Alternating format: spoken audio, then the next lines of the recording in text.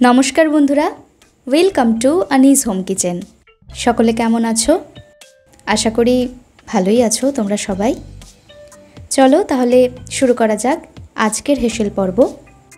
आज रान्ना बान्ना एकटु सकाल सकालई बसिए दिएछिलाम, किन्तु सकाले बसाले आर कि होबे, सबटा सारते आमार यथेष्ट देरी हयेछे। तार कारणटा शेयर करछि तोमादेर साथे एकटु परे। तार आगे बोले निई, एखाने माछगुलोते नुन हलुद माखिए राखलाम। देखतेई पाচ্ছো आज रान्ना हয়েছে दो रकमेर छोटो माछ। और एखाने आमी निয়েছি छोटो पैकेटेर एक पैकेट सर्षे पाउडार। रान्नार शुरूतेई आमी मशलार पेस्टटा बानिये राखছি। घरे पाता टक दई दिए दिलाम এই 1.5 থেকে 2 চামচ मतो, और तार साथे परिमाण मतो हलुद गुঁড়ো और एकटू काँचा सर्षेर तेल दिए खूब भालोभाबे एटाके फेटिए निয়েছি। और एदिके आमी एकटू सब्जीपाती केटे निচ্ছি। अल्प कयेकटा भिंडी पड़ेछिलो और सेगुलोर कन्डिशनও যথেষ্ট খারাপ হয়ে গিয়েছিল, তো भिंडी कटा भेजे नेब। तो जेटा बोलছিলাম কাজ সারতে দেরি হওয়ার কথা।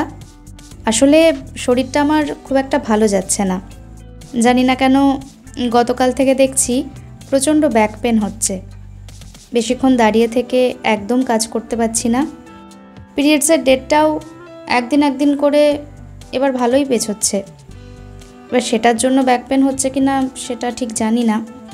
ওই একটু করে বসছি, হয়তো একটু শুচ্ছি, আবার উঠছি, এইভাবেই চলছে।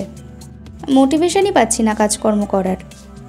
নেহাতি রান্নাটা করতে ভালোবাসি, তাই জোড়াতালি দিয়ে হলেও চলে যাচ্ছে। এই যে এখানে আমি পেঁয়াজ রসুন লঙ্কা সব কেটে নিয়েছি, আর রান্নাটা বসিয়ে দিয়ে একটু কফি বানালাম। বাবাও আজ সকাল থেকে কাজ করছে, মানে ঘরের কাজ, ছাদ পরিষ্কার সিঁড়ি পরিষ্কার এইসব ধরনের কাজ। তো দুজনের জন্যই একটু কফি বানালাম। সকালের ব্রেকফাস্ট অনেকক্ষণ আগেই আমাদের করা হয়ে গেছে। আমি তো রোজই ওটস খাই সকালে, আর বাবা বোধহয় আজ দই চিড়ে কলা এরকম কিছু খেয়েছে। তো যাই হোক, কফিটা খেয়ে একটু তো এনার্জি পেলামই। আর শুটিংও যেহেতু করছিলাম, খাটুনিও হচ্ছিল, কি করব বলো, এসব তো চলতেই থাকবে।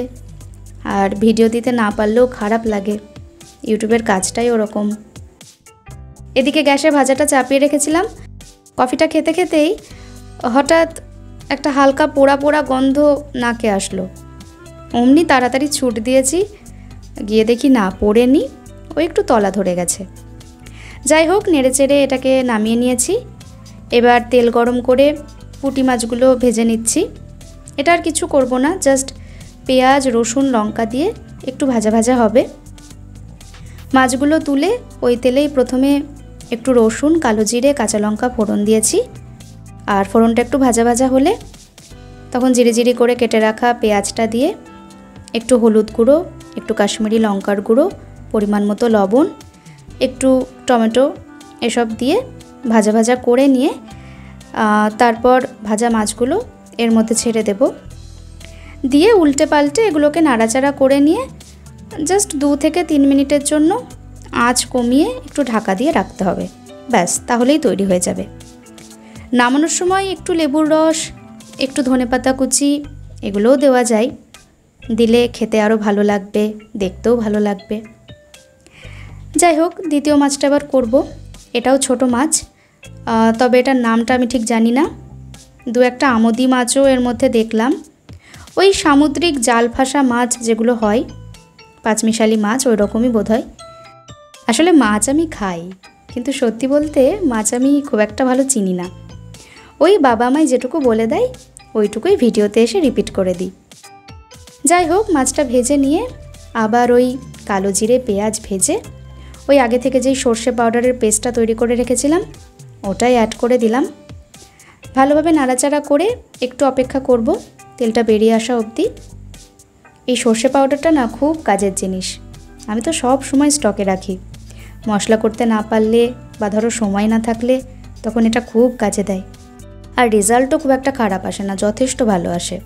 শুধু সর্ষে পাউডার ব্যবহার করলে পরিমাণটা একটু বেশি দিতে হবে, কারণ পাউডারে তো আর বাটার মতো ঝাঁঝটা আসবে না, কিন্তু স্বাদ মোটামুটি কাছাকাছি আসে।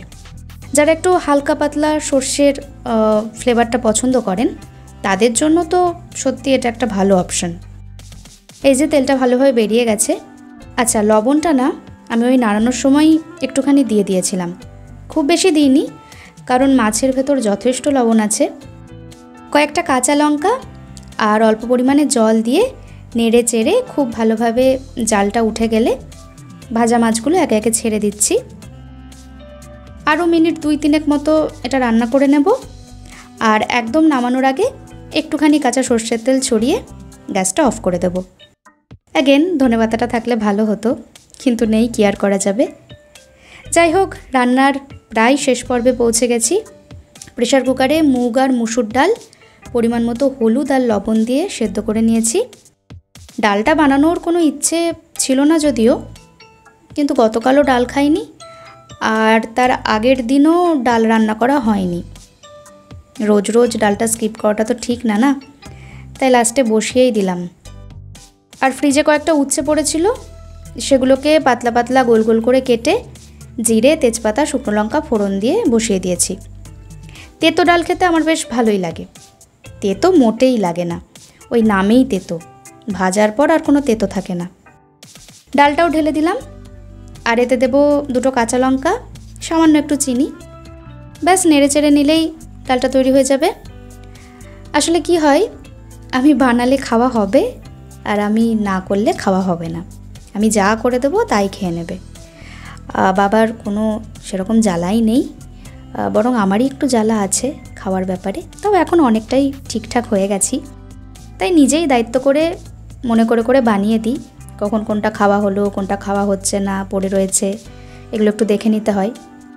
তো চলো, ভিডিওর একদম শেষ পর্বে পৌঁছে গেছি।